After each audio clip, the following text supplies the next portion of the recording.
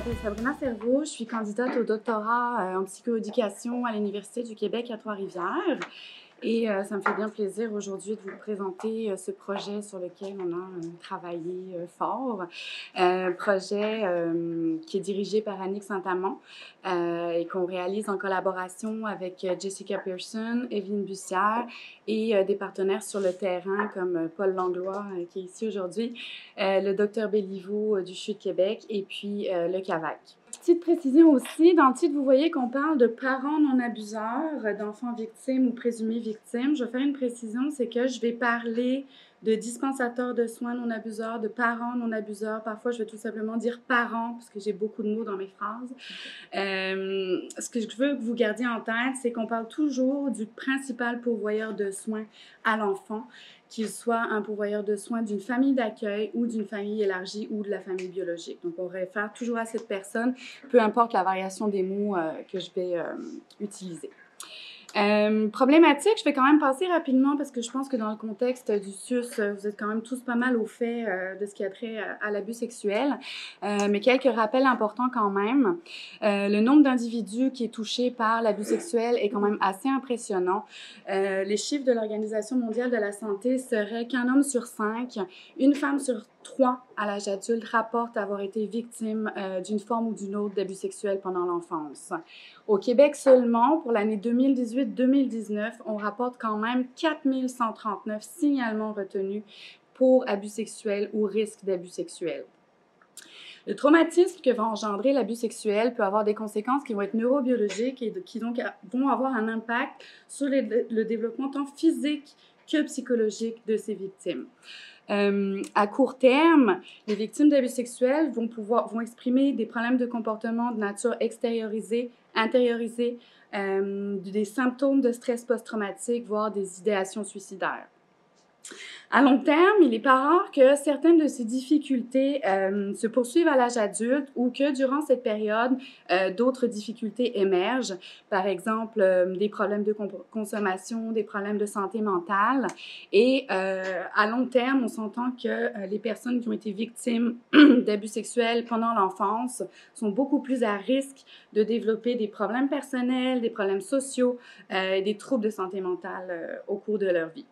Donc, il y a différents facteurs qui vont influencer les impacts, les conséquences de l'abus sexuel.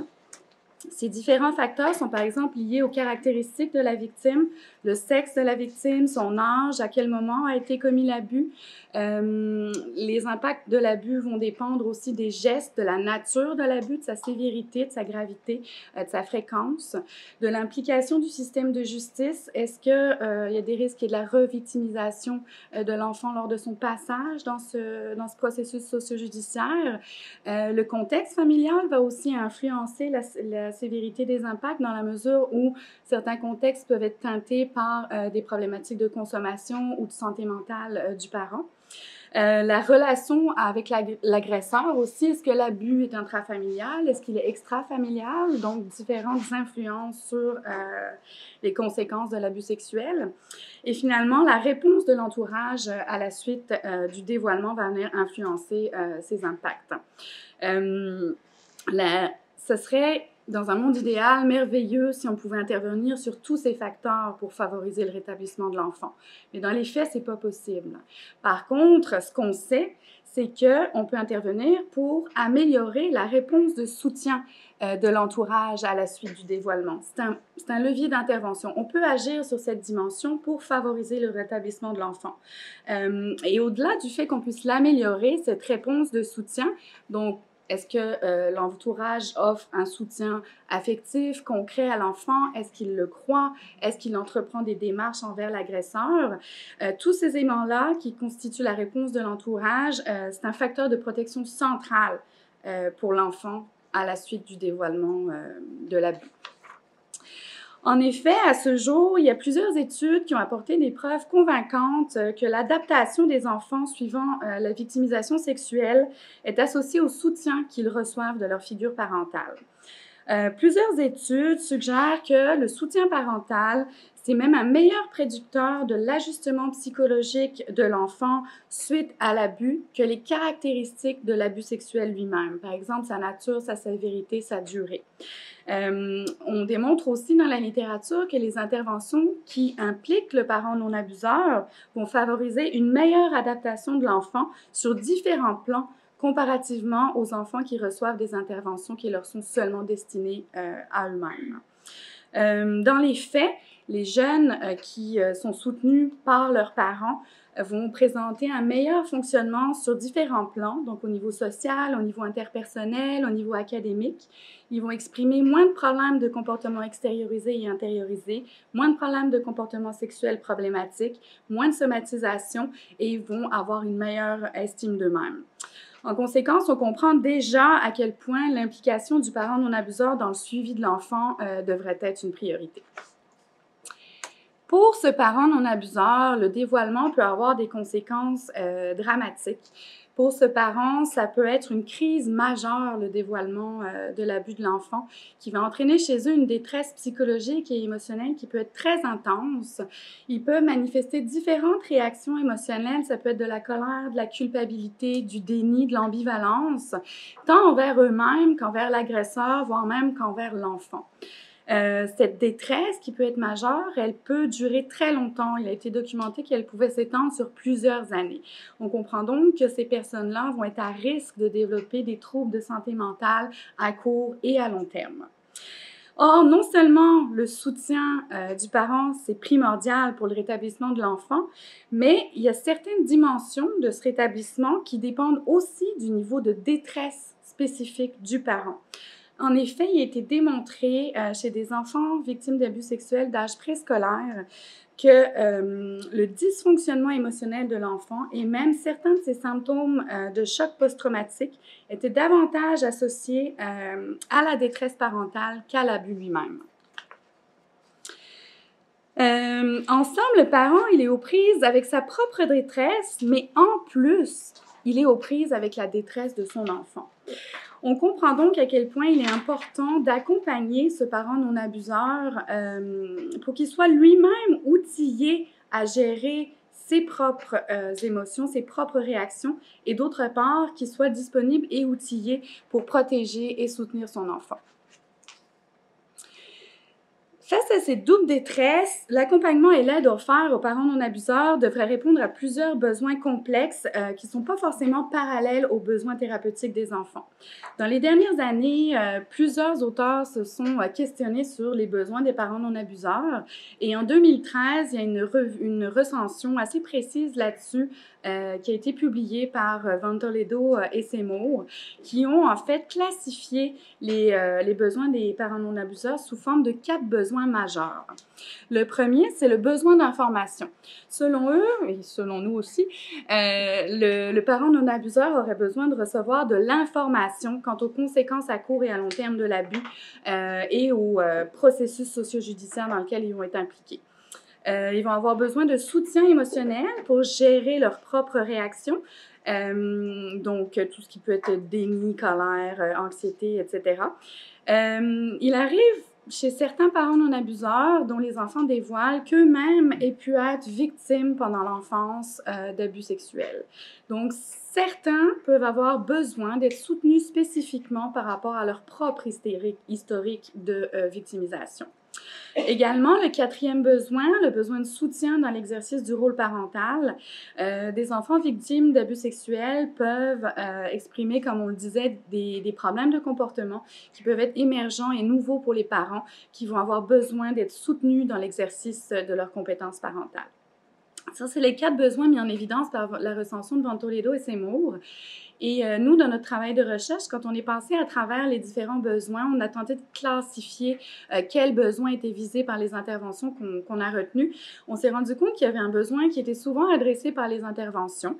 C'est le soutien dans la communication, dans la relation parent-enfant.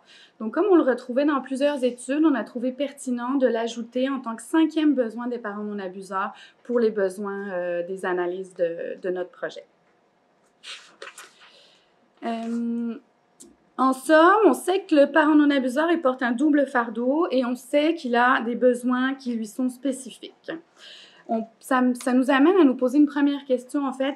Que sait-on sur l'efficacité des interventions offertes aux parents non abuseurs sur ces parents-là? Dans la littérature, actuellement, certaines recensions des écrits ont tenté de démontrer l'importance et les bienfaits, tant pour l'enfant que pour le parent, d'offrir une intervention professionnelle aux parents suite au dévoilement de l'abus. Certaines sont de nature narrative, certaines ne vont pas documenter les effets sur le parent, mais seulement sur l'enfant. Certaines documentent des interventions qui n'impliquent pas forcément le parent non abuseur. Donc, à ce jour, il n'y a pas vraiment d'études qui documentent de façon exhaustive l'efficacité des interventions qui impliquent le parent non abuseur sur le parent non abuseur et sur l'enfant. D'autre part, pour comprendre concrètement comment fonctionnent les interventions, pourquoi elles sont efficaces, comment on peut utiliser ces interventions sur le terrain, comment appliquer en pratique ce qu'on va apprendre par nos analyses, on s'intéresse à toutes les variables qui peuvent influencer l'efficacité des interventions sur le parent et sur l'enfant. Là, j'ai indiqué outcome parent.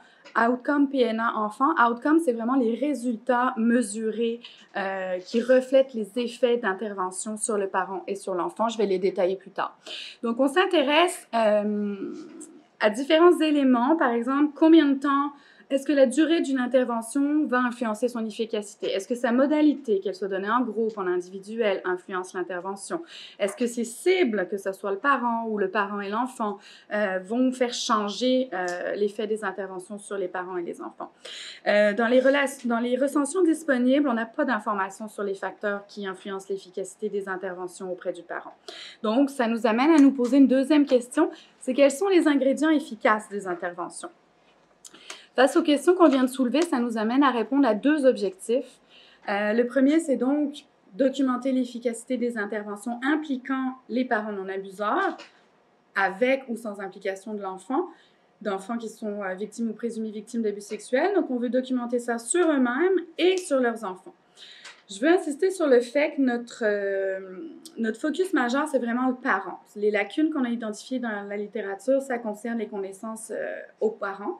Sauf qu'on s'est rendu compte que dans les études qu'on a retenues pour faire des analyses auprès du parent, certaines présentaient aussi des résultats concernant l'enfant. Donc, on se dit, ben, pourquoi pas utiliser aussi ces résultats-là pour témoigner en même temps de l'efficacité des interventions qui impliquent le parent non abuseur sur l'enfant. Deuxième objectif, déterminer l'influence des variables modératrices sur l'efficacité de ces interventions. Je vous rappelle que finalement, en poursuivant ces objectifs, en répondant aux questions qu'on a soulevées, les avancées de notre étude, c'est qu'on couvre les années récentes, ce qui n'est pas fait par les précédentes recensions.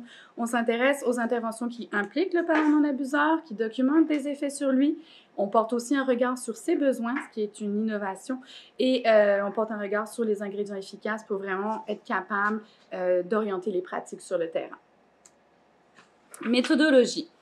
Je veux préciser que je ne vais pas rentrer dans tout ce qui est détails de rigueur scientifique qu'on mettrait dans un article, par exemple les biais, la présence de données extrêmes, etc. Le but aujourd'hui étant, comme je disais tantôt, d'être concret, d'être pratique. Donc, c'est sûr qu'on a documenté toutes ces dimensions-là aussi. Si vous avez des questions sur notre rigueur méthodologique, vous pourrez nous contacter ou bien lire l'article qu'on est en train de préparer au sujet du projet. Deux étapes pour mener ce projet. Première étape, la revue systématique qui sera suivie des analyses de méta-analyse. La revue systématique, c'est donc la recension des écrits. On veut être exhaustif. On a cherché à l'aide de mots-clés prédéterminés dans les bases de données PsycInfo, Medline, Social Services Abstract et ProQuest, qui nous permet aussi d'aller chercher la littérature grise. Tous les articles concernant notre sujet entre 1993 et 2018. Deuxième étape, on va d'abord parler des critères. Pour retenir les études dans la revue, il fallait que chaque étude inclue au moins un pourvoyeur de soins non abuseur auprès d'enfants dont l'échantillon est composé au moins à 60% d'abus sexuels, d'enfants ayant vécu de l'abus sexuel, que nos études soient de nature contrôlée, randomisée, quasi expérimentale ou pré-post. On voulait aussi l'élément vraiment majeur qui est au moins une mesure de outcome, donc de résultats par an. On a exclu toutes les études qui incluaient le parent abuseur, tout ce qui était devis qualitatif ou études de cas et tout ce qui n'était pas en français ou en anglais. Deuxième étape, l'analyse statistique, la procédure de la méta-analyse. La première chose qu'on s'est demandé, c'est sur quels effets on va documenter l'efficacité des interventions. Donc, on a regardé dans les articles quelles dimensions, quels résultats ils donnaient pour l'efficacité des interventions auprès des parents et des enfants. Et ça nous a amené à définir 8 catégories d'outcomes, de résultats par an. Donc, on s'intéresse aux effets des interventions sur sa détresse psychologique, ses symptômes traumatiques, évitement, pensée intrusive, sur les pratiques parentales, donc les styles parentaux, sur la relation parent-enfant, sa qualité, l'empathie, etc. Les réactions émotionnelles du parent face à l'abus sexuel, déni, colère, culpabilité. Les réponses de soutien qu'il va offrir à l'enfant, est-ce qu'il le croit, est-ce qu'il lui offre un soutien affectif, est-ce qu'il entreprend des démarches envers l'agresseur. On documente aussi le stress lié à l'exercice du rôle parental. Ça correspond vraiment au sentiment de compétence du parent, au sentiment qu'il a envers son enfant et aux attentes qu'il a envers celui-ci. Pour finir, on documente les connaissances du parent relativement à l'abus sexuel. Donc, qu'est-ce qui cite ses conséquences du fonctionnement et du processus socio-judiciaire. Chez l'enfant, on a déterminé 4 catégories. On va s'intéresser aux effets des interventions sur l'expression de leur symptômes intériorisés, extériorisés, leur comportement sexuel et les symptômes traumatiques des enfants. À partir de là, pour chaque intervention, on a calculé un D de Cohen, la mesure qu'on a utilisée pour la méta-analyse, qui va qualifier l'effet des interventions sur chacun de ces outcomes. Et on a calculé un D global pour l'ensemble de toutes nos interventions pour qualifier l'effet général de ces interventions sur les effets que je viens de vous présenter. C'est comme si on rassemblait toutes nos études pour en faire une grosse et qu'on regarde qu'est-ce qui se passe là-dedans. Donc, la deuxième étape, notre deuxième question, c'était quels sont les ingrédients efficaces de l'efficacité des interventions. On a fait des analyses de modération pour répondre à ces questions. On s'est intéressé aux caractéristiques des participants, quel est l'âge des enfants, quel est le sexe des parents des enfants, quelle est l'origine de l'abus, intrafamilial ou extrafamilial. On s'est intéressé aux caractéristiques des interventions. Est-ce que leur orientation théorique, leur modalité, leur cible, le fait qu'il y ait une présence de sessions conjointes ou non dans les interventions, est-ce que le nombre de séances, donc la durée de l'intervention, ou bien encore le nombre de besoins des parents qui vont être visés par l'intervention vont influencer leur efficacité. On s'est demandé aussi, est-ce que les interventions sont efficaces sur tous les outcomes mesurés? Donc, on a fait une modération avec la nature du outcome mesuré. Et enfin, on s'est demandé, est-ce que quand les effets sont plus bénéfiques chez le parent, ça implique forcément que les effets vont être plus bénéfiques chez l'enfant aussi. Donc ça, c'est la modération ampleur des effets chez le parent non abuseur qui a permis de répondre à cette question. Ça prendrait trop de temps de vous présenter séparément les résultats et la discussion.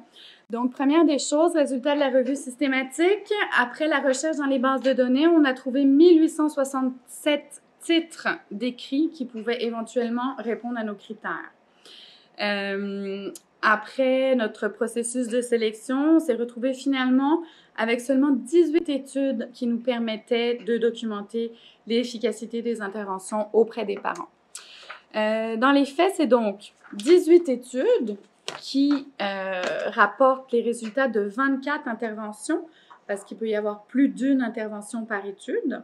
Donc, 18 études, 24 interventions qui documentent des effets pour le parent. Parmi ces 18 études, on avait 11 études, donc 16 interventions qui rapportaient aussi des résultats chez l'enfant. Donc, c'est celle-ci qu'on a utilisée via nos 18 pour faire la méta-analyse sur les enfants. Notre échantillon global, ce sont 792 parents non abuseurs, 464 enfants victimes d'abus sexuels ou présumés victimes, des parents dont l'âge moyen est de 36,9 ans, 8,9 ans chez les enfants, des parents dont l'âge varie entre 32 à 45 ans pour le parent non abuseur, de 4 à 12 ans chez les enfants. 90% des parents étaient des femmes dans les échantillons et 79% des filles. 78% des parents étaient des parents biologiques. Ce qui est intéressant Quand on regarde l'ensemble des études aussi, on s'intéresse aux besoins des parents. On s'est rendu compte que, on a regardé dans chaque étude qu'est-ce qu'ils adressaient comme besoin du parent non abuseur. De gauche à droite, ça va du besoin le plus souvent adressé par les interventions à celui qui l'est le moins. Donc, on constate qu'en moyenne, les interventions ciblent 3 besoins du parent non abuseur. Le besoin d'information, tout en haut à gauche, dans 100% des cas, les interventions le visent. Le soutien à l'exercice du rôle parental, on le retrouve, il est offert dans 87,5% des interventions retenues. Le soutien émotionnel, 79,2%. Le soutien à la communication dans la relation parent-enfant à 37,5%. Et le grand perdant à la fin, c'est le soutien à l'historique de victimisation du parent qui n'est adressé dans les interventions que dans 8,3% des cas. Spéciale dédicace à Paul Langlois. Notre premier objectif, c'était de documenter l'efficacité des interventions sur les parents et les enfants. Alors, voilà les résultats. Ce que vous voyez tout en bas, le 0,500, c'est notre D de Cohen qui veut en fait dire que l'efficacité des interventions est significative et modérée auprès des parents. Ce qui est très bien. Et pour l'enfant, on a un 0,536 qui veut en fait dire que là aussi, l'efficacité des interventions, globalement, elle est significative et modérée sur les outcomes enfants. Qu'est-ce que ça veut dire dans les faits? Ça confirme que les interventions qui incluent le parent non abuseur sont bénéfiques pour l'aider et pour aider son enfant. On peut se demander maintenant sur quel outcome, sur quelle mesure les interventions sont-elles les plus efficaces? Pour répondre à cette question, on a fait une analyse de modération et puis ces analyses nous révèlent 2 choses. Première des choses, chez le parent, tous les outcomes s'améliorent grâce aux interventions, sauf un, le stress lié à l'exercice du rôle parental qui, lui, ne s'améliore pas. Chez l'enfant, tous les symptômes s'améliorent. Deuxième chose, il s'améliore, mais on ne peut pas dire s'il y a, grâce à nos analyses, on ne peut pas dire s'il y a un outcome qui s'améliore davantage que les autres. Pour être capable de le dire, il aurait fallu être capable d'avoir des différences significatives 2 à 2 entre chacun des outcomes, ce qu'on n'a pas eu comme résultat dans les analyses. Donc, on sait qu'ils s'améliorent, on sait qu'ils s'améliorent différemment les uns des autres, mais on ne peut pas dire avec certitude lequel s'améliore plus qu'un autre. Par contre, on peut quand même se poser la question à savoir pourquoi ces outcomes n'évoluent pas de la même façon suite aux interventions. On a plusieurs hypothèses à ce sujet. La première fait référence à des réflexions que des chercheurs ont eues. Ils ont remarqué que les outcomes des parents non abuseurs n'étaient pas statiques et qui variaient dans le temps. Par exemple, les réponses de soutien offertes par le parent vont varier par rapport à quand est-ce qu'on les regarde par rapport au dévoilement. Donc, il se peut que, selon les auteurs, il faudrait que les réponses initiales des parents soient distinguées des réponses plus tardives et qu'on soit capable de savoir à quel moment on se situe par rapport au dévoilement de l'abus sexuel. De plus, l'étape dans laquelle la famille se trouve dans le processus socio-judiciaire peut influencer les difficultés qu'elle vit. On s'entend qu'une famille qui est en début de processus, qui est par exemple en attente de la déposition d'un agresseur, ou au contraire, qui est en fin de processus, les difficultés dans ces familles pourraient être différentes en fonction de à quel moment, à quel stade elles en sont. Donc, il se peut que, dépendamment du moment par rapport au dévoilement auquel ils sont mesurés, les différents outcomes ne semblent pas avoir évolué de la même façon suite aux interventions. Le gros problème, c'est qu'il n'a pas été possible de savoir dans 3/4 des études à quel moment post-dévoilement avaient lieu les interventions. Deuxième hypothèse pour expliquer la variation entre les différents outcomes, c'est que quand on compare les résultats chez l'enfant avec d'autres études dans la littérature, ce qu'on n'a pas pu faire chez le parent, parce que ce qu'on a fait est innovateur, on constate que dans les autres études, les outcomes sont variables entre eux également, mais en plus, les résultats sont différents entre les différentes études. Par exemple, selon nos résultats, les symptômes traumatiques de l'enfance s'améliorent de façon importante. Mais il y a d'autres auteurs qui, eux, vont rapporter que les symptômes traumatiques de l'enfance s'améliorent, oui, mais de façon faible. Qu'est-ce qui pourrait expliquer cette variation? C'est que les échantillons utilisés dans les études peuvent être composés de différents niveaux de symptômes des enfants. Il y a certains échantillons qui vont être constitués de davantage d'enfants qui vont être asymptomatiques ou au contraire qui vont avoir un niveau de symptômes sous le seuil clinique ou bien au contraire à l'extrême présenter des symptômes sévères. Donc comme on ne sait pas forcément comment sont composés les échantillons, le fait qu'il y ait une variation du niveau de symptômes dans ceux-ci pourrait expliquer l'impression qu'on a que les résultats diffèrent d'une étude à l'autre. Et c'est une hypothèse qu'on pourrait également émettre pour la variation parmi les outcomes chez les parents non abuseurs. Pour finir, autre élément qui peut expliquer que les outcomes varient, qui s'améliorent de façon différente après les interventions, c'est qu'on peut se demander, est-ce que le outcome visé est directement modifiable par l'intervention ou est-ce qu'il y aurait d'autres facteurs qui entrent en jeu dans son évolution? C'est-à-dire qu'il pourrait y avoir différents outcomes qui vont être plus difficiles à atteindre par l'intervention que d'autres. Je pense au stress lié à l'exercice du rôle parental qui ne s'améliore pas significativement suite aux interventions. C'est pas une cible directe de l'intervention. Il n'est pas directement modifiable par celle-ci parce qu'il y a d'autres facteurs qui entrent en jeu dans son évolution. Par exemple, le tempérament du parent et le tempérament de l'enfant qui sont des dimensions qui leur sont propres et préexistantes.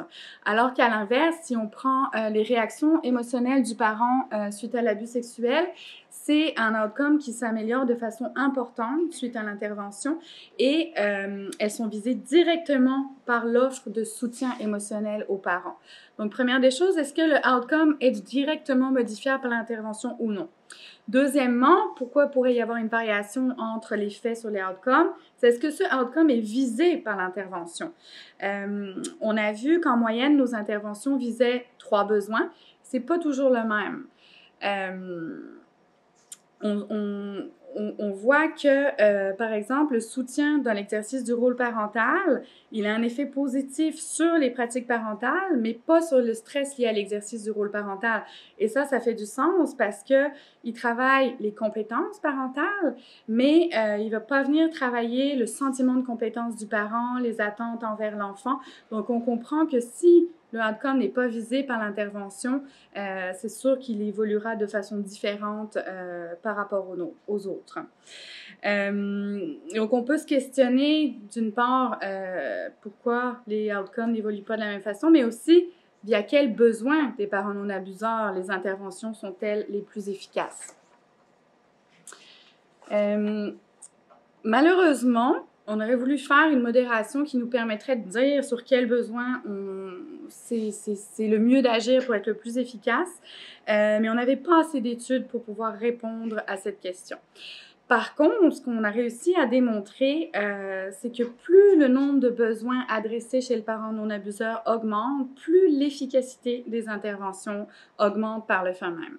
Je vais juste vous expliquer un petit peu le tableau que vous voyez sous les yeux. Dans la colonne bleue PNA, c'est vraiment le résultat de la modération auprès du parent. La colonne verte enfant, c'est le résultat auprès de l'enfant. Et dans les carrés qui sont sur les côtés, c'est soit des réflexions, soit des éléments que nous apporte la littérature. Donc, concernant le nombre de besoins visés, on peut se demander, est-ce que le fait de viser davantage de besoins, ça pourrait pas faire en sorte que les interventions vont viser des besoins qui sont moins souvent visés et que ça soit finalement ceux-là qui permettent d'avoir une efficacité supérieure sur le rétablissement du parent. Chez l'enfant, peu importe le nombre de besoins qu'on vise chez le parent, les interventions sont efficaces. Donc, finalement, on se rend compte que peu importe ce nombre de besoins, aider le parent permet de soutenir l'enfant également. Donc, finalement, davantage reste à faire pour déterminer si un besoin précis ou une combinaison de besoins du parent non abuseur serait à privilégier. Cela permettrait d'identifier, en fait, quelles composantes ou quelles zones de soutien seraient à privilégier dans l'intervention. Je vous disais qu'on s'intéressait à voir est-ce que les impacts que les interventions qu'ont les interventions chez le parent sont corrélées avec les impacts chez l'enfant. Donc, on a fait une modération sur l'ampleur de l'effet parent et on se rend compte que non. Il n'y a pas d'association entre l'amélioration chez le parent et l'amélioration chez l'enfant.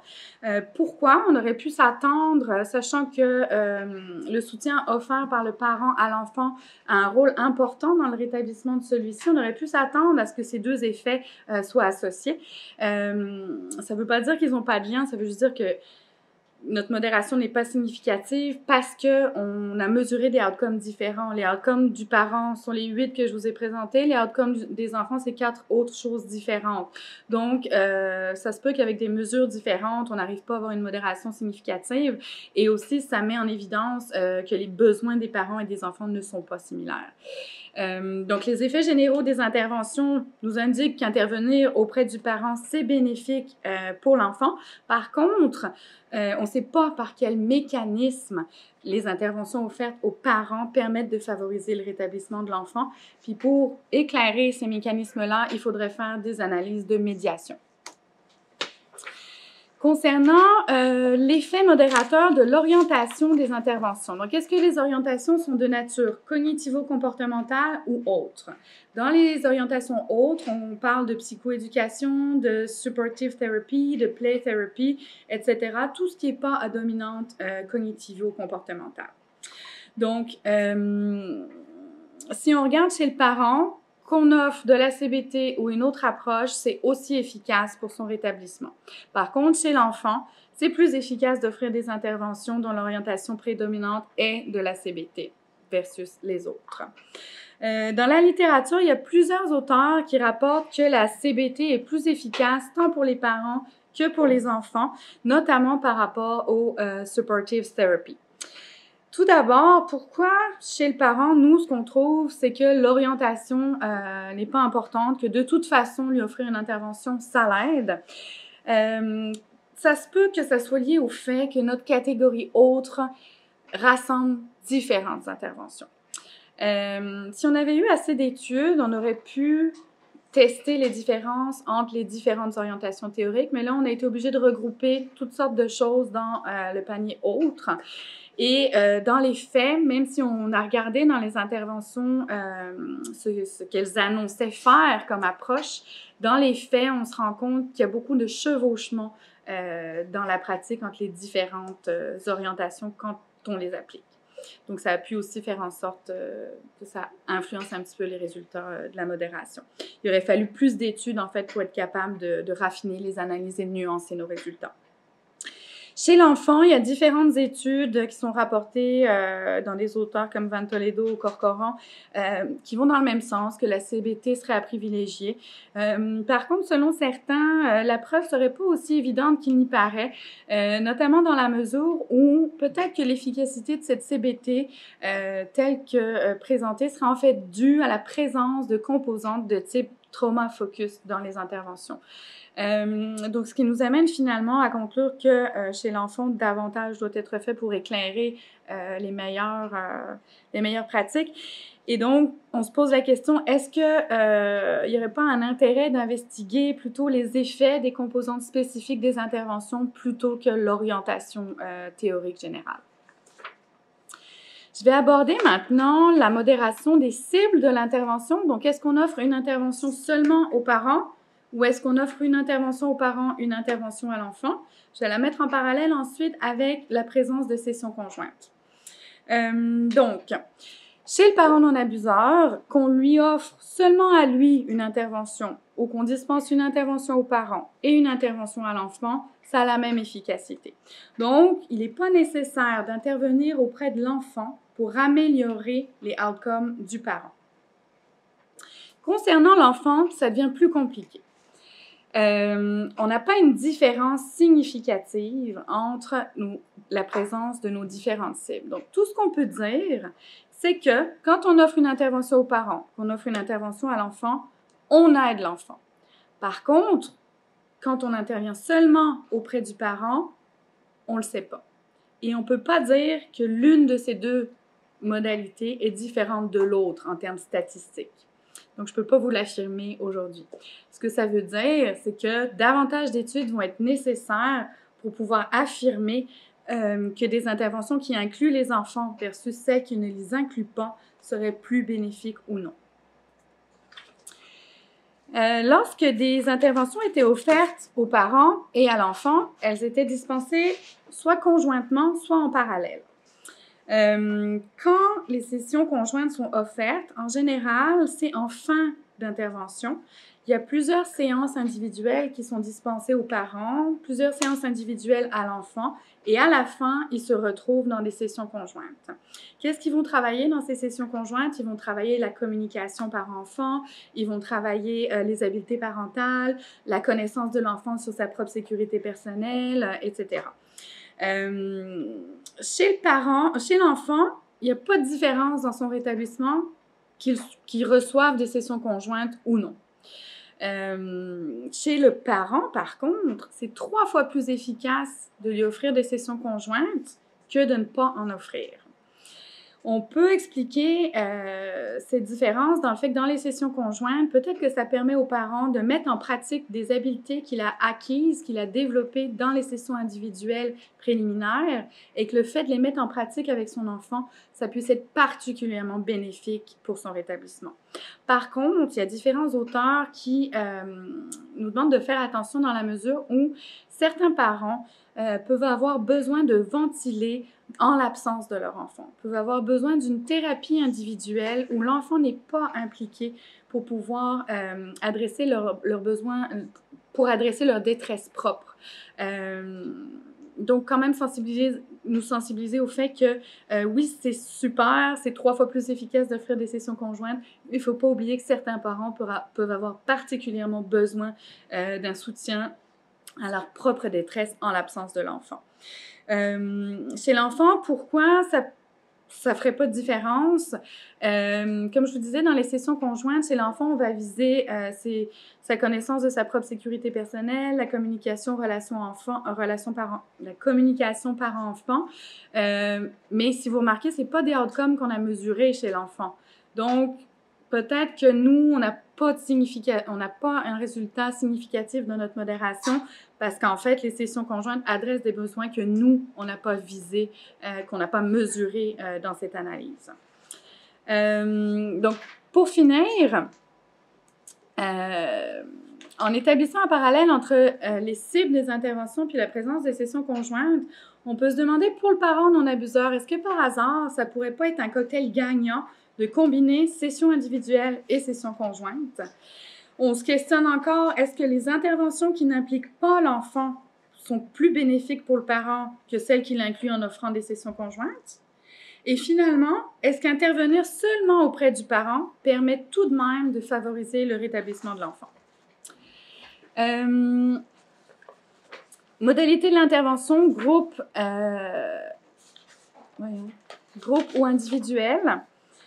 Ça a autant d'efficacité pour l'enfant et pour le parent qu'on offre des interventions de groupe ou individuelles. Selon la littérature, il n'y a pas de consensus. Pour certains, c'est plus efficace d'offrir du groupe. Pour certains auteurs, c'est plus efficace d'offrir de l'individuel. Les 2 modalités ont leurs avantages selon ce qu'amènent certains auteurs. Certains parents pourraient avoir besoin d'interventions individuelles pour parler de sujets plus délicats, tout comme l'enfant, avant d'aller faire une session de groupe. Donc, finalement, ce qu'on se demande, c'est est-ce qu'il ne faudrait pas adapter le format aux besoins propres des individus à chaque moment, en fait, et puis voir est-ce qu'on n'adapte pas la modalité de l'intervention, finalement, aux capacités du milieu. Le nombre de séances, est-ce que la durée de l'intervention va influencer ces effets? Selon nos résultats, tant pour le parent que pour l'enfant, qu'on offre une intervention à court terme, à long terme, voire en une seule séance, on parvient à aider le parent et l'enfant. Dans la littérature, il y a plusieurs points de vue qui coexistent par rapport à la durée idéale du suivi. Selon certains, il faudrait offrir du long terme aux parents parce que leur détresse peut perdurer jusqu'à 2 ans. Chez d'autres, faire du court terme avec un objectif spécifique, ça serait suffisant pour les aider.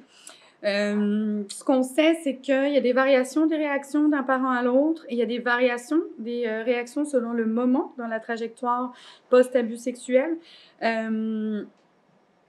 Chez l'enfant, ce qu'on préconise dans la littérature, c'est du long terme. Par contre, selon nos résultats, on sait que même des interventions à court terme, quand elles impliquent le parent non abuseur, ce n'est pas forcément le cas dans la littérature, elles permettent d'améliorer le bien-être des enfants. On peut donc se demander finalement, est-ce que différentes durées d'intervention seraient bénéfiques pour les enfants et les parents selon les besoins qu'ils ont à un moment donné? Maintenant, l'influence de certaines caractéristiques des participants sur l'efficacité des interventions. L'âge des enfants. Les interventions sont efficaces auprès du parent et des enfants, peu importe l'âge des enfants. Donc, elles permettent d'aider le parent non abuseur, qu'il ait des jeunes enfants ou des enfants plus âgés. Par contre, selon la littérature, il est important d'adapter les interventions à l'âge et au niveau développemental des enfants. Et en plus, l'âge de l'enfant au moment de l'abus va avoir une influence sur les symptômes qu'il va développer et sur la quantité de soutien parental reçu. Donc, c'est quelque chose qu'il faudrait considérer dans les interventions qui sont dispensées. Donc, finalement, ce qu'on peut conclure, c'est que les interventions qui impliquent le parent sont efficaces, peu importe l'âge des enfants, mais est-ce que ce ne serait pas parce qu'elles sont justement adaptées à l'âge de l'enfant? Le sexe des participants. Les interventions sont aussi efficaces, quel que soit le sexe de l'enfant. Pourtant, dans la littérature, il n'y a pas de consensus là-dessus. Selon certains auteurs, les interventions ne sont pas significatives. Enfin, il n'y a pas de différence significative entre les sexes. Selon d'autres, les interventions seraient plus bénéfiques aux garçons. Selon nous, il n'y a pas de différence. Par contre, c'est sûr que notre échantillon avait peu de variabilité. Il y avait 79% de filles. Donc, ça, c'est difficile de démontrer des effets avec aussi peu de variabilité. C'est un peu la même chose pour les parents, 90% de femmes, donc difficile de démontrer des effets liés au sexe du parent. Par contre, ce que je voulais dire, c'est ça, du sexe de l'enfant, c'est là que je me trompais. Le sexe du parent, par exemple, chez le parent, ça ne change rien. Par contre, pour l'enfant, il y a une très légère supériorité de l'efficacité des interventions quand le pourvoyeur de soins impliqué dans l'intervention est une femme. Comme je vous disais, beaucoup de femmes dans les études, beaucoup de femmes qui accompagnent les enfants dans les services. Est-ce que vraiment on peut tirer une conclusion par rapport à ça avec la composition de nos échantillons? C'est pas certain. Par contre, ce que ça met en évidence, c'est l'absence des pères. On n'a pas d'études qui nous parlent des pères. Pourtant, le soutien paternel, c'est un facteur de protection très important dans le rétablissement de l'enfant. Le rôle des pères a été documenté dans des études récentes et ça a été mis en évidence que le rôle des pères, non seulement est un facteur de protection central pour l'enfant, mais il est aussi complémentaire au rôle des mères. En plus, dans la société actuelle, il y a de plus en plus de pères qui sont amenés à être chefs monoparentales de famille ou alors à avoir des enfants en garde partagée, donc ils sont impliqués auprès de leurs enfants. Donc, à quel point ils le sont quand l'enfant est d'autant plus victime d'abus sexuels, ça reste à étudier. Donc, on suggère de mieux examiner l'influence du sexe du parent sur l'enfant dans les interventions qu'il implique. L'origine de l'abus, est-ce qu'il est intrafamilial, extrafamilial? Selon nos résultats, peu importe son origine, les interventions permettent de soutenir le parent et de soutenir l'enfant. Pourtant, dans la littérature, on dit que l'abus sexuel qui est intrafamilial va avoir des conséquences encore plus dramatiques chez le parent et chez l'enfant. Chez le parent, à la détresse sociale, émotionnelle, vont pouvoir en plus s'ajouter la perte de revenus, la perte de partenaire. Et chez l'enfant, on va remarquer qu'il y a plus de secrets, plus de coercition, plus de distorsion relationnelle encore en cas d'abus intrafamilial. Dans nos études, c'était 54% des abus qui étaient d'origine intrafamiliale, puisque ça nous amène à conclure finalement, c'est que malgré que ces difficultés soient possiblement plus importantes en cas d'abus intrafamilial, les interventions permettent tout de même de soutenir les parents non abuseurs et leurs enfants. Les limites de cette étude, c'est qu'on n'a pas été capable d'évaluer si le moment auquel on offre l'intervention avait une importance dans son efficacité. Donc, on recommande que davantage d'études précisent à quel moment elles interviennent et à quel moment les mesures sont prises par rapport au dévoilement. On n'a pas été capable de savoir sur quel outcome intervenir ou quel besoin cibler en priorité chez le parent non abuseur. Donc, il faudrait qu'il y ait davantage d'études qui précisent en détail les besoins et les composantes visées par les interventions pour examiner l'influence de l'efficacité, pour déterminer s'il y aurait des cibles prioritaires d'intervention à viser. On avait aussi peu de modérateurs significatifs, donc on peut se demander est-ce qu'il y a d'autres variables qui entrent en jeu dans l'efficacité des interventions, par exemple l'alliance thérapeutique. Notre critère d'inclusion majeur, c'était il faut qu'il y ait au moins une mesure représentant le rétablissement du parent non abuseur. Malheureusement, il y a beaucoup d'études qui portent sur des interventions très intéressantes et prometteuses pour soutenir les familles aux prises avec l'abus sexuel, mais qui ne présentaient pas de mesure du parent. Donc, on n'a pas pu les considérer dans cette méta-analyse. D'autre part, en regardant l'âge des enfants qui étaient considérés dans les études, on se rend compte qu'il n'y avait aucun enfant de moins de 4 ans, aucune étude sur des parents d'enfants de moins de 4 ans de plus de 12 ans. Par contre, on sait que l'abus, l'âge au moment de l'abus a différentes conséquences sur ses impacts et sur la quantité de soutien parental reçu. Donc, ça serait très intéressant qu'il y ait des études qui documentent les outcomes parents qui permettent de faire des analyses pour les tout-petits et pour les ados. Aussi, on a toujours utilisé les mesures les plus proches de la fin de l'intervention pour faire nos analyses. Donc, on ne sait pas s'il y a un maintien des effets à moyen et à long terme des interventions, ce qui serait intéressant de pouvoir documenter. Conclusion, si je résume, pour le parent non abuseur, ce qu'on a pu mettre en évidence, c'est que ça vaut la peine d'offrir des sessions conjointes, de viser un maximum de nombre de ses besoins. Chez l'enfant, la CBT serait supérieure, très légèrement plus efficace quand les femmes de l'échantillon sont des pourvoyeurs de soins. On se demande encore quels besoins viser en priorité et est-ce que le moment de l'intervention a une influence, une importance. En conclusion, il y aurait deux éléments majeurs à retenir. C'est que les besoins des parents non abuseurs varient d'un individu à l'autre, ils varient dans le temps. Et l'amélioration de leur outcome pourrait dépendre des dimensions qui sont visées par les interventions offertes. D'autre part, on se rend compte qu'il y a différentes caractéristiques d'intervention qui leur sont bénéfiques. Donc, on est efficace via différentes caractéristiques d'intervention pour répondre à leurs besoins et à leurs enfants. Donc, en conclusion, d'une part, on se rend compte que les milieux d'intervention ont une grande latitude dans le choix des stratégies, des pratiques à offrir. Et ça nous amène aussi à une réflexion. Est-ce qu'il ne faudrait pas évaluer les besoins des parents non abuseurs à différents moments post-dévoilement pour pouvoir ajuster au fur et à mesure les interventions offertes? Merci.